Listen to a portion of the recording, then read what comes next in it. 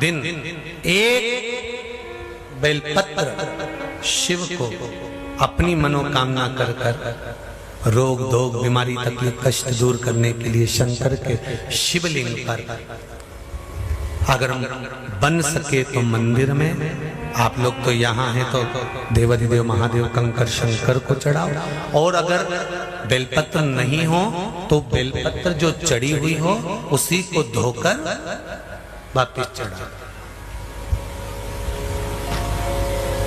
वापिस। और सावन का महीना है, 2 लोटा जल महादेव जी को चढ़ाने के लिए जाओ, तब 3 चीजें अपने अंदर धारण करना।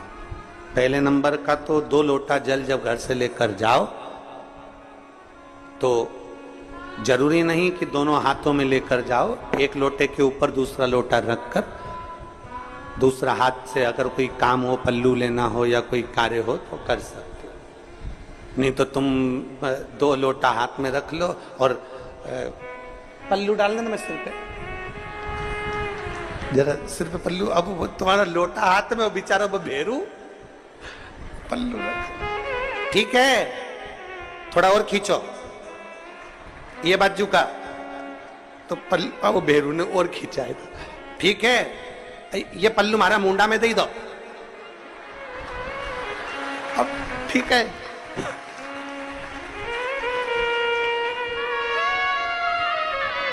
और थोड़ी दूर चली और याद आ गया, ओ बाप, इतने में भेरू ने कहा क्या हो गया, क्या हुआ? ओ हमारे फूल माला की पन्नी तो ही रह गई, जरा उठाओ, उठाओ जरा, ये ले, कमर में खोसी दो, कमर जो खोच, कमर में पन्नी, और कैलाश पर्वत पे जाके रहूंगी, भोले को अपना पति भी के अच्छा शंकर हुआ और अच्छा जल हुआ। निवेदन है, अगर 2 लोटा हाथ में ना तो एक के ऊपर एक लोटा रखकर भगवान की भक्ति धारण करते हुए 3 चीजों में एक चीज जल 2 लोटा, दूसरा श्री शिवाय नमस्तुभ्यम का जाप पूरे सावन के महीने में से कम 5 दिन ऐसे निकालना कि बेलपत्री के पेड़ की छांव में बैठकर हम श्री शिवाय नमस्तुभ्यम की कम से कम 1 माला जरूर कर ले, जरूर। और मान लो अगर बेलपत्री का पेड़ नहीं मिले, तुम्हारे आसपास में नहीं मिले, तो फिर एक काम करना, शंकर जी के मंदिर की बेलपत्र मिल जाए, उसको सिर पे, हमारे यहाँ कहते हैं आंवले के वृक्ष का जब आंवला नोमी आती है ना, तो आंवला नोमी आती है और आंवले के पेड़ के नीचे जाकर भोजन नहीं कर सकते, आंवले के वृक्ष के नीचे नहीं जा सकते, तो आंवले के वृक्ष की पत्ती को सिर पे रख के भोजन कर लो, तो कहते हैं कि हजारों अश्वमेध यज्ञ के पुण्य के बराबर, भंडारे के बराबर भोजन प्राप्त हो जाता है। आंवले के वृक्ष की पत्ती, तो वो बेलपत्र भी मस्तक पर बाबा को प्रणाम कर कर फिर वही बेलपत्र का आनंद करते हुए भाव से उस बेलपत्र को मात्र शीश से लगाई लिया ना, मस्तक पर चढ़ाई लिया ना, तो भी भगवान की अविरल भक्ति प्राप्त हो सकती, अविरल। और मान लो बेलपत्र भी ना मिले तो बेलपत्री के वृक्ष की थोड़ी सी मिट्टी अपने मस्तिष्क पर लगाकर मस्तक पर चढ़ाकर भी हम जाप कर सकते। बेलपत्र के वृक्ष की मट्टी का भी चंदन हम लगा सकते। चंदन हमने एक बार पहले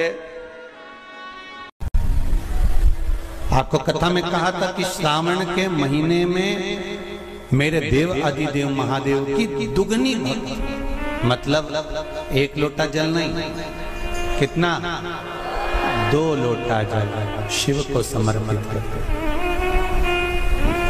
जा रहे हैं सब, 2 लोटा जल बाबा को समर्पित कर। मेरे भोले तेरा सहारा है, मेरी धातु किनारा है। श्रावण शिव महापुराण की कथा में गंगा और पार्वती की मूल तत्वता,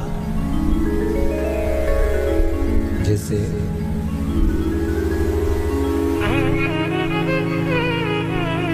श्रावण का महीना आता है तो गंगा मैया और पार्वती मैया, ये दोनों सृष्टि के भार जब भगवान शंकर पर आ जाता है 4 महीने तक, जिसको हमारे यहाँ चतुर्मास कहा, तो ये 4 महीना जब चतुर्मास का आता है तो सृष्टि का संपूर्ण भार मेरे देवाधिदेव महादेव पर है। और देवाधिदेव महादेव पर जब सृष्टि का भार आता है तो केवल अकेले महादेव इस भार को नहीं उठाता, इस भार को उठाने के लिए गंगा और माता पार्वती भी उनके नजदीक में आकर खड़ी हो जाती।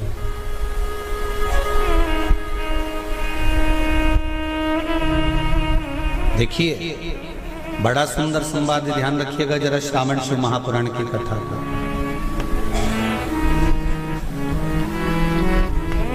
केवल एक पुरुष का कार्य नहीं है परिवार का भार उठाने का, केवल एक पुरुष का भार कर्तव्य नहीं कि परिवार का भार केवल पुरुष उठाए। शिव महापुराण की कथा कहती है कि धर्म पत्नी जो होती है, जिसको धर्म की ध्वजा कहा जाता है, धर्म पत्नी जो होती है ये पति के साथ मिलकर आधा भार अपने माथे पर लेकर चलती है, उसको धर्म पत्नी कहते हैं, जो भार तत्व को ग्रहण कर चलती है। केवल पति नहीं, केवल पति नहीं, धर्म पत्नी भी भार ग्रहण कर चलती। शंभु शरणे पड़ी मांगू घड़ी रे घड़ी, दुख काटो दया करी ने दर्शन आपको, दया करी ने दर्शन आपको। संपूर्ण भार पुरुष अपने ऊपर नहीं लेते, आधा भार धर्मपत्नी भी ग्रहण करती है। वो भार कैसे कम होता है, जरा ध्यान देना कथा पर। पति दुकान पर जाकर, नौकरी पर जाकर, व्यापार करने पर जो कमा कर लाता है, उसका भार जो कमा कर लाया उसके माध्यम से धन से घर का थोड़ा भार कम हो जाता है। ये तो हुई कमाई से। अब शिव महापुराण की कथा कहती है कि पत्नी आधे भार को कैसे कम कर देते हैं, तो कहा धर्म पत्नी आधे भार को ऐसे कम कर देती है कि वो घर में रहकर बच्चों का देख रेख कर कर, आए हुए अतिथि गण का सम्मान कर कर, भजन कर कर, कीर्तन कर कर, पुण्य कर कर, सत्कर्म कर कर, मंत्र जाप कर कर, नाम जाप कर कर, जो भगवत स्मरण में डूब कर जितना पुण्य अर्जित करती है धर्मपत्नी, उसमें से आधे से आधा पुण्य अपने पति के खाते में देती चली जाती है, उस भार को उठाने के लिए।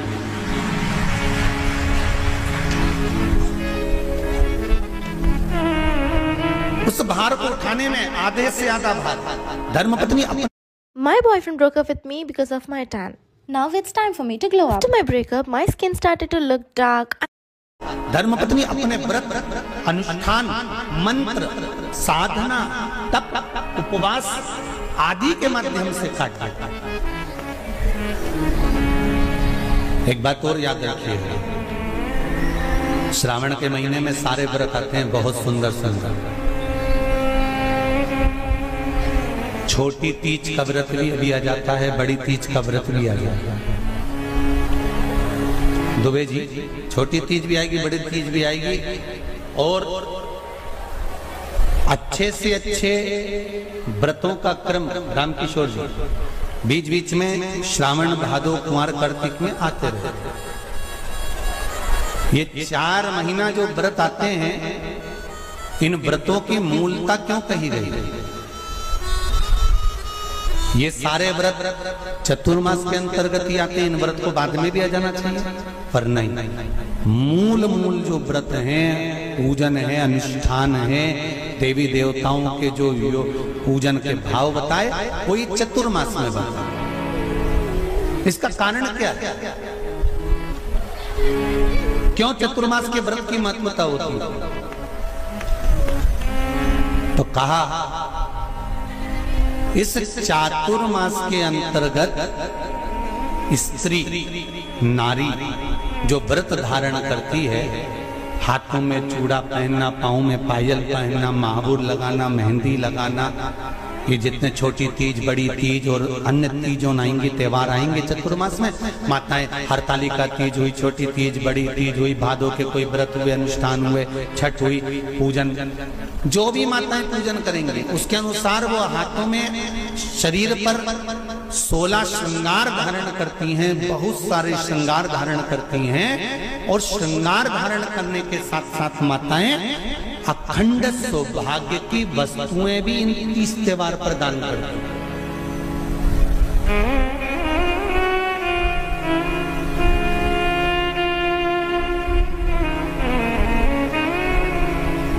जो अखंड सौभाग्य की सूचक,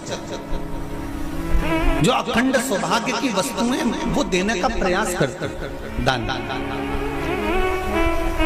क्यों जीजियो, एक बात बताओ, जितने भी माताएं कथा सुन रही हैं और जितने फेसबुक यूट्यूब पर सुन रहे हैं और जितने आस्था चैनल पर सुन रहे हैं, श्रावण के महीने की श्रावण शिव महापुराण की कथा सुन रहे हैं, एक बात दिल से बताना, जितनी सौभाग्यवती माताएं होती हैं, ये संक्रांति पर भी 13 चीजें दान करती हैं, 14 चीजें दान करती हैं। बीच में कोई 16 सोमवार का उद्यापन करेंगी तो भी सुहाग की सामग्री देंगी, उद्यापन करेंगी तो भी सुहाग की सामग्री देंगी, कोई कार्य करेंगी तो भी सौभाग्य की सामग्री देंगी। सौभाग्य की सामग्री का दान क्यों किया जाए?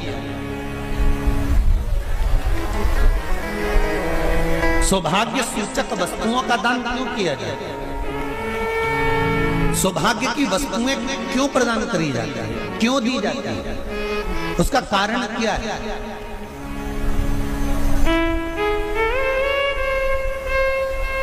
क्यों देते हैं? महाराज,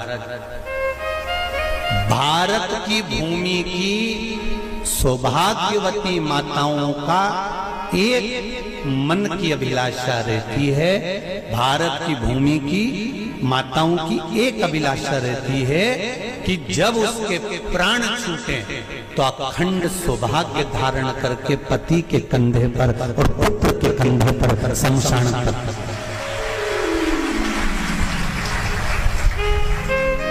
ये भारत की भूमि की माताओं की सोच, उनके मन का संकल्प, उनके मन का भाव। और विदेश की माताओं, दिल से तुमने मान लिया कि ये मल्लिकार्जुन है, दिल से तुमने मान लिया कि विश्वनाथ है। जिस दिन तुम्हारा मन पर जाए, श्रावण के महीने में जब तुम 2 लोटा जल चढ़ाने के लिए जाओगे,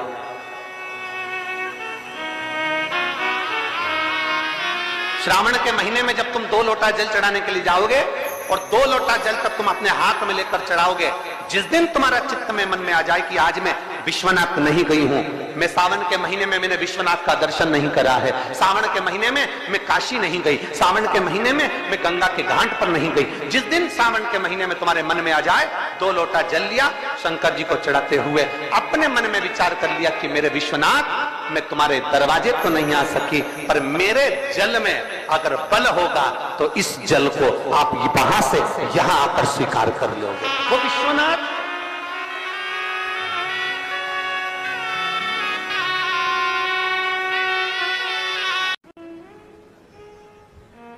एकांत में माता जगत जननी ने, मां सीता ने, जानकी जी ने एकांत में एक शिवलिंग का निर्माण कर लिया और उस शिवलिंग का निर्माण कर कर उसका पूजन, लोटा भरकर जल लाते, कुछ लोटा भरकर जल लाते, माँ उन लोटा भर के जल को 2 हाथों में लेकर भगवान शंकर के ऊपर समर्पित करती है माँ। अब माता को ये नहीं मालूम कि सावन महीने में 2 लोटे जल का महत्व का कितना वर्णन। अब वो तो सहज भाव में, वो तो सरल स्वभाव के वश। लव कहता है मां मैं जल भर कर लाया हूं, कुछ कहता है मां मैं जल भर कर लाया हूं, ले महादेव को चढ़ाओ। और दोनों के हाथ से जल लेकर मां दोनों का जल चढ़ाती है, दोनों का जल।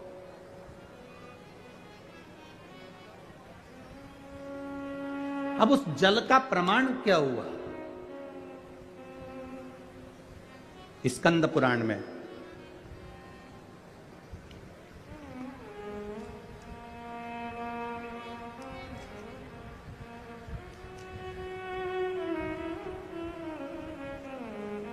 शिव महापुराण में, स्कंद पुराण, शिव महापुराण और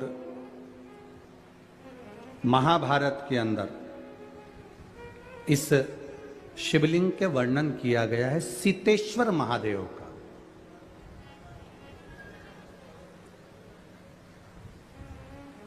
कभी मौका मिले नैनीताल, और नैनीताल में जो वन क्षेत्र है जो सिंहों के लिए, शेरों के लिए, जीवों के लिए रखा गया है, उस क्षेत्र में महाभारत के 83 नंबर के अध्याय में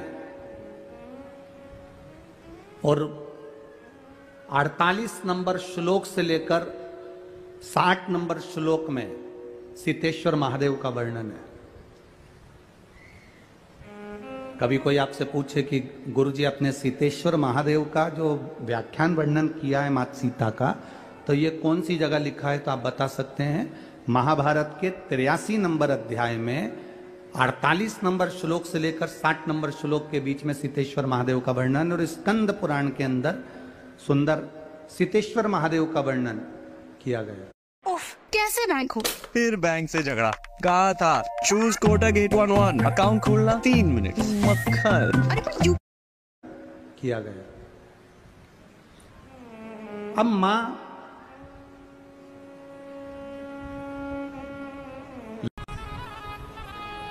सारी दुनिया के हाथ जोड़ लो, सारी दुनिया से निवेदन कर लो, और उसके बाद भी तुम्हारी दुख की घड़ी समाप्त नहीं हो, तब प्रयास करना। तुम्हारे घर में कोई गमला हो, कोई पौधा लगा हो, जो भी पौधा लगा हो, हम ये नहीं कहेंगे कि वो गुलाब का है कि गेंदा का है कि शमी का है कि बेलपत्री का है। जो पौधा तुम्हारे घर में लगा, जो पौधा, एक प्रयास करना। अभी सावन चालू हुआ है,